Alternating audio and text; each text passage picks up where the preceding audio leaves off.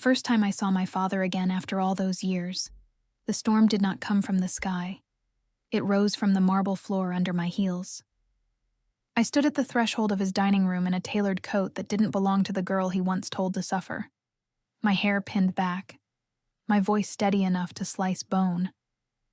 The chandelier trembled in the draft when I pushed the door wider with my palm, and every head at the long table swung toward me. My brother with his permanent smirk turned brittle.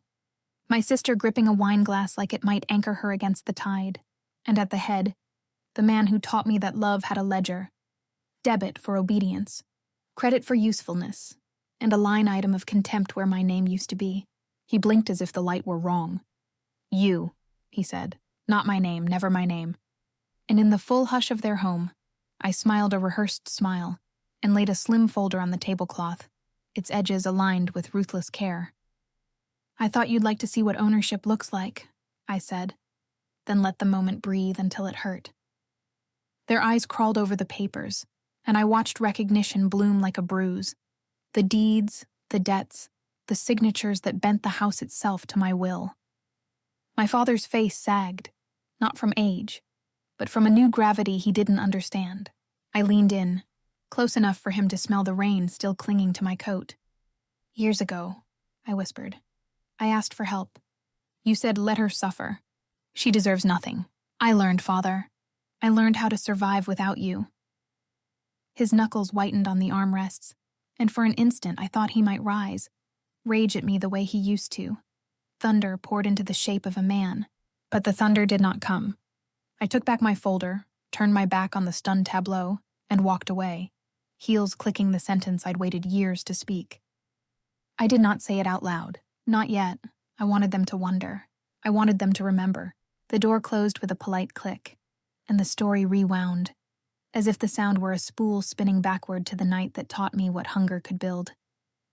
That night, the roof above my room leaked in 9 separate places, 9 tiny mouths gulping rain, each drip a needle in a clock I couldn't afford to own.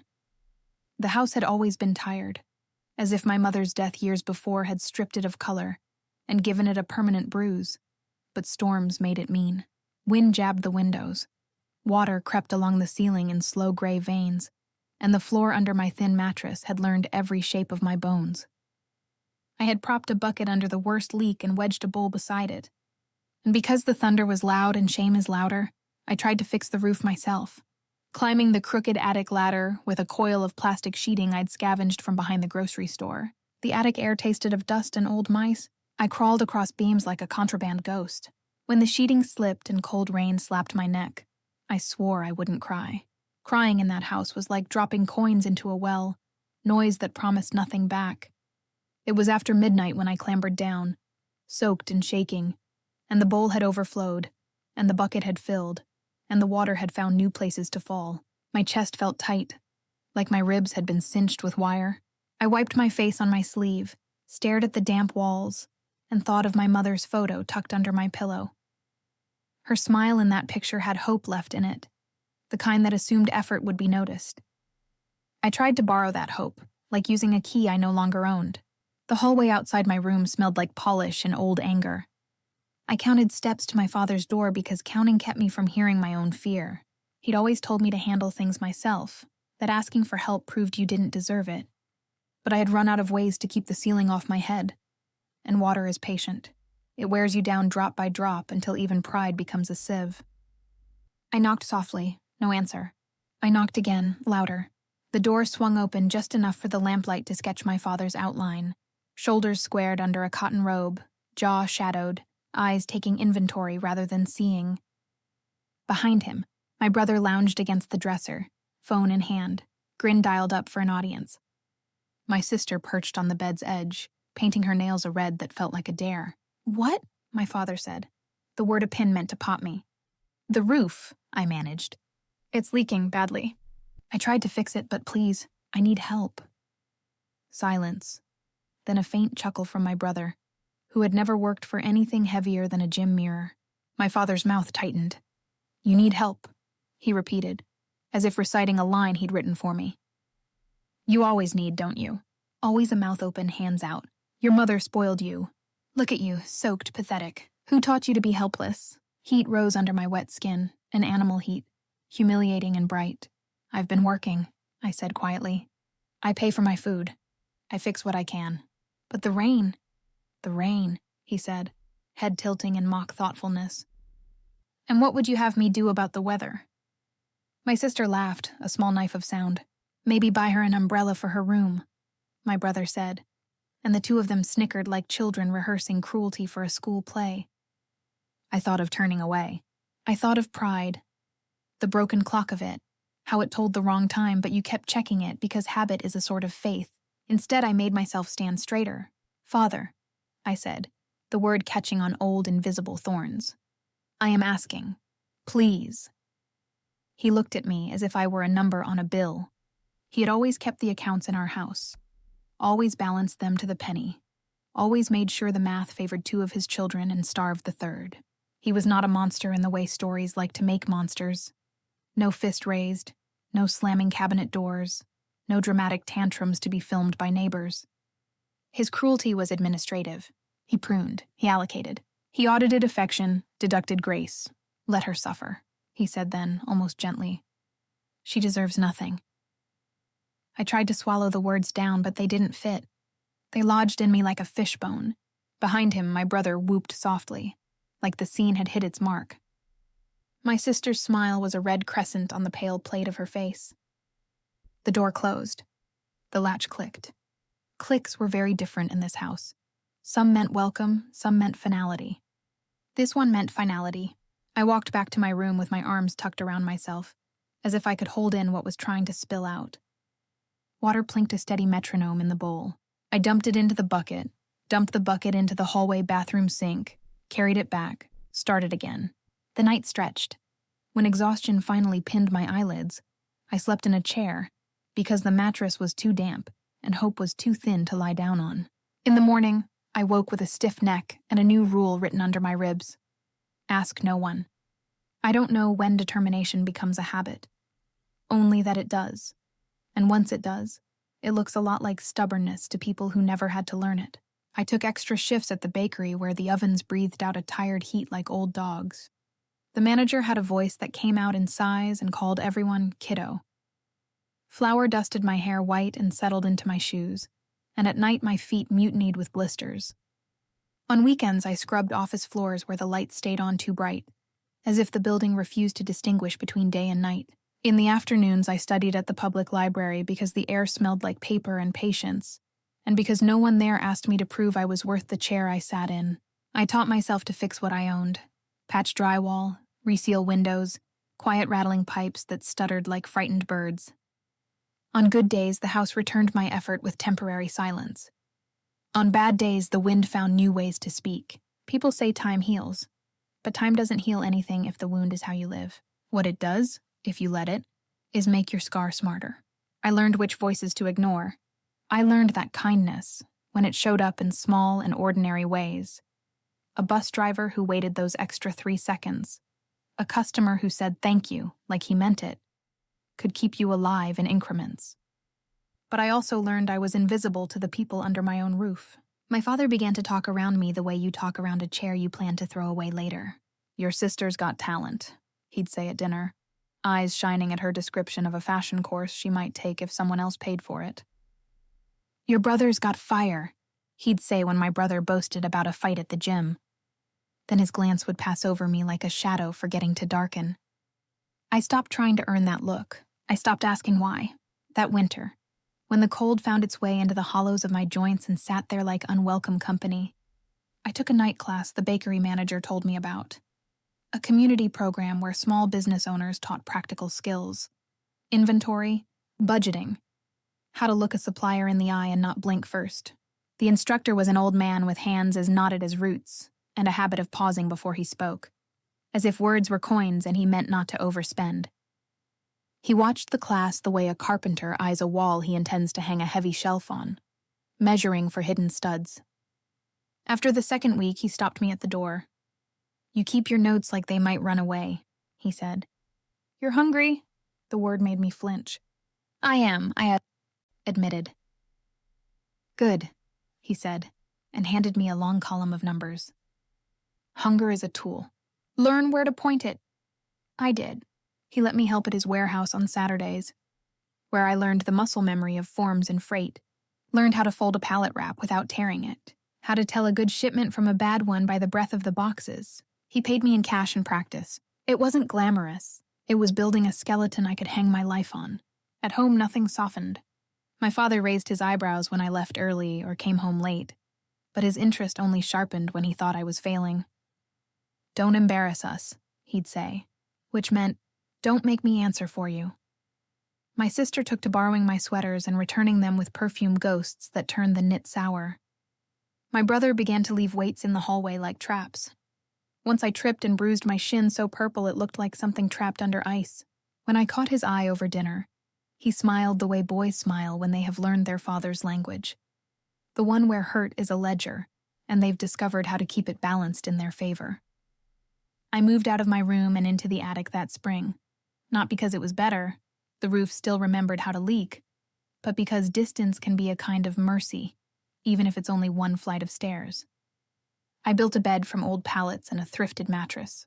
I stapled plastic over the rafters and learned the difference between a drip you could live with and a drip that would ruin you. I put my mother's photo on the beam above my pillow, the one stable line in a crooked space. I talked to her when thunder made the house tense. I told her about the class, the warehouse, the sense that somewhere beyond this house was a version of me that had room to breathe. If there was an answer, it lived in the way the attic air warmed slowly in the morning sun. The night it all pivoted was almost a year after the roof and the door and the sentence that lodged like a splinter. I came home late from the warehouse with split fingertips and a head full of numbers that suddenly made sense, and my father was waiting in the kitchen with a paper laid out flat like a crime scene. "Your contribution," he said, tapping the bill. "Rent, utilities, food." The sum at the bottom could have paid for the bakery's entire month of coffee. "I already buy my own food," I said evenly. "I pay my own bus fare. I fix the house when it breaks." "You fix nothing," he said. "You make messes that cost me. If you want to live under my roof..." He let the phrase hang, pleased with its authority. Under my roof, under. "But this is more than the mortgage," I said quietly. "And you didn't ask them to pay." I gestured toward the hallway where my siblings had paused, suddenly absorbed in their phones, eavesdropping with all the subtlety of cats. "They contribute in other ways," he said. "Your sister brings pride to this family. Your brother has fire." I finished for him and felt something in me unhook. "I understand." I folded the paper. "When do you want it?" "First of the month," he said, satisfied. I smiled then, and it must have looked wrong on my face, because my sister frowned like she'd heard an off note. "You'll have it," I told him. Then I went upstairs, sat on my pallet bed, and took out the notepad where I kept my lists. Bills, hours, supplies, possibilities. I added a new column, exit. I found a room to rent within walking distance of the library, a sad little studio over a shop that sold replacement parts for things most people didn't bother replacing anymore. The landlord spoke in monosyllables and took cash. The ceiling sloped like a shrug. I stood in the center of the floor with my bag and felt the strange relief of air that belonged to me. Only me, even if it smelled like dust and old receipts. I moved in the next day. I left my father the folded money on the kitchen table because promises are for me, not for him. He didn't call. He didn't visit. My siblings messaged once each. My brother with a screenshot of a flexing arm, like he'd won something. My sister with a photo of a party I wasn't invited to and the caption, "Oops." It hurt. But familiarity is not the same as love. Familiarity just remembers your name. It doesn't keep you warm. In the studio, I learned the alchemy of sleep when the only person who could wake you to belittle you wasn't there. I learned what my laughter sounded like when no one measured it for usefulness. I doubled my hours at the warehouse. And when my instructor turned boss asked why, I said, "Because I want out of the shallow end." And he nodded once. Like that was the right answer on a test. Only he knew the questions too. We drew up a plan. Not for a miracle, just for momentum. Start with micro-distribution. Seasonal items the big companies ignored. Neighborhoods the big companies didn't know how to talk to. I saved until the number in my notebook had a comma. I learned to negotiate like a tide. Steady, inevitable, shaping stone. And on a bright morning years later, I stood at the threshold of my father's dining room, folder in hand, the storm I once carried inside me now harnessed into weather I could set, and understood that the girl who was told to suffer had not only survived, she had studied every cruelty until it spelled instruction. I did not speak the sentence I'd been saving that day. There was time for that later. The first chapter of revenge is not thunder. It is the quiet decision to stop asking for shelter from people who prefer you wet. Years slipped by like shadows across a wall, each one heavy with the echoes of my father's words. But instead of crushing me, they hardened something inside me, turning my grief into iron and my humiliation into fuel. Because I refused to let the memory of that night, the storm dripping through the ceiling, his voice saying I deserved nothing, define my ending. I worked every job I could find, jobs my siblings would wrinkle their noses at, jobs they mocked when they spotted me in stained uniforms. I scrubbed restaurant floors until my knees ached, washed dishes until my hands cracked, carried boxes until my back screamed, and though every coin I earned was small and every shift humiliating, I saved and scraped and starved, because I had decided that no one would ever again have the power to watch me beg. The world outside my father's house was merciless, but at least its cruelty was honest. If I worked, I ate. If I hustled, I survived. And that truth was fairer than the twisted ledger of favoritism and disdain inside those four walls. For a long time, my life was little more than exhaustion and grit. But one day, opportunity walked into my life disguised as an old business owner, with eyes that could read desperation like scripture. He watched me stack crates in his shop one afternoon and asked why a girl with fire in her step wasted herself on scraps. And though I had no answer except survival, he must have seen the hunger in me. Because he offered mentorship, not pity, and that single act cracked open a door I had thought forever sealed. Under his guidance, I studied, learned numbers like they were weapons, learned negotiation like it was combat, and learned that success was not gifted. It was carved, often with bleeding hands. My rise was not sudden, but brick by brick I built a foundation my family could not even imagine. I took on risks they would never dare, made sacrifices they were too comfortable to stomach, and little by little, I stopped being the forgotten daughter and became a woman who moved with quiet authority. All the while, my siblings remained nestled under my father's shadow, his praise feeding their egos but never their skills, his shallow approval blinding them to the slow decay of their own futures. They lived as though comfort was permanent, as though inheritance was guaranteed, and they laughed whenever my name was mentioned, convinced I had disappeared into mediocrity. They didn't know that every insult, every dismissal, every night I lay awake with hunger clawing at my stomach, was shaping me into someone they could no longer reach, someone they would one day regret casting aside. My reputation began to spread, first in whispers among merchants, then in small columns in business reports, and finally in headlines that even my father's arrogant circle could not ignore. The girl they had left to drown in the storm had become a woman with her own growing empire. I saw their names once on a debt list, my brother's reckless ventures collapsing and my sister's vanity choking her in loans, and though a part of me still felt the old sting of abandonment, another part, stronger, colder, smiled, because it was proof that arrogance without work is just a slow form of rot. For years I had dreamed of returning not as a beggar but as a storm in flesh, and now the time was drawing near. My suffering was over. The lesson my father once spat at me had reversed itself. It was not I who deserved nothing, it was them. Their turn was coming, and I intended to make sure they remembered every word they had once thrown at me when the weight of justice finally settled on their shoulders. The house that once imprisoned my childhood stood hunched and weary against the afternoon sun, its windows dull, its roof sagging as though the weight of years and unpaid debts had finally bent it into submission. I stepped out of the car in silence, the gravel crunching under my heels louder than thunder in the stale air, and for the first time in my life, I did not look at that house with fear or shame. I looked at it as an owner inspecting a property, as a conqueror standing before fallen ruins. The front door creaked when I pushed it open, and the scent of dust and wilted pride greeted me like an old adversary. Inside, the same walls that once echoed with laughter at my expense now bore the stains of neglect, their paint peeling in long strips like old bandages. At the dining table sat my family, the very people who had branded me worthless, who had let me drown in my own suffering, who had spoken the words that haunted me through every sleepless night. My brother's smirk faltered when he saw me. My sister froze mid-gesture, her wineglass trembling in her manicured hand.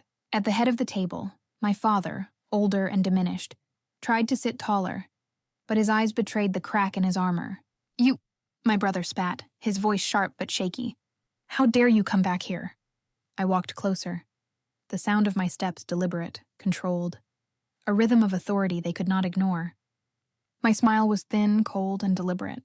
"How dare I? That's rich coming from you. This house, this land, even the very chair you sit on, it no longer belongs to you. It belongs to me." I slid a folder onto the table, its contents spilling just enough for their eyes to catch the stamps, the signatures, the evidence of purchase.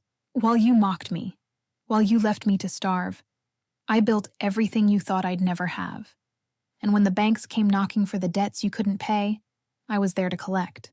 I bought it all, this house, your lands, even your dignity." My sister gasped, color draining from her face. My brother leaned forward, fists clenched, but the bravado he once wore like armor was gone. He was a man out of his depth, drowning in disbelief. My father's face twisted, rage flaring like a dying flame. "You ungrateful child," he hissed, his voice hoarse with the effort of authority. But I would not let him rewrite the story. "No," I cut in sharply, my tone like steel scraping against stone.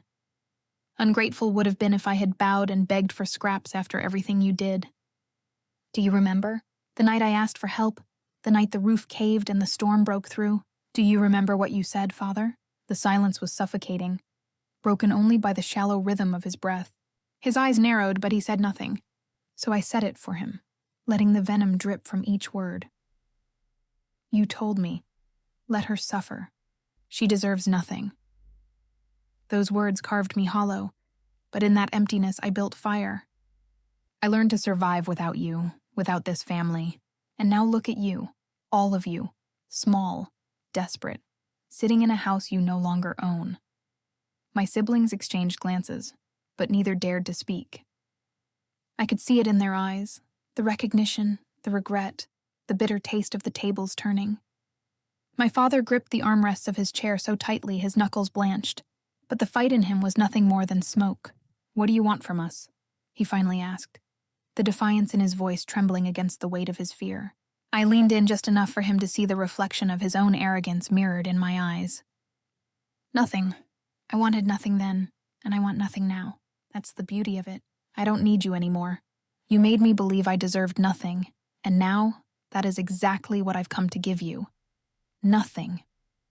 I stood tall, collected the folder, and turned away, my heels striking the wooden floor with finality. Behind me, the silence thickened into despair, the same despair they had once left me in. At the door, I paused, allowing myself one final glance at the crumbling empire they thought eternal. My father sagged deeper into his chair, my brother's fists loosened in defeat, and my sister's eyes glistened with unshed tears. For a moment I almost pitied them, but pity is a currency they had long ago refused me. I stepped outside, closed the door behind me with a soft, deliberate click, and whispered into the wind the words that had burned in my chest for years. "Let them suffer. They deserve nothing,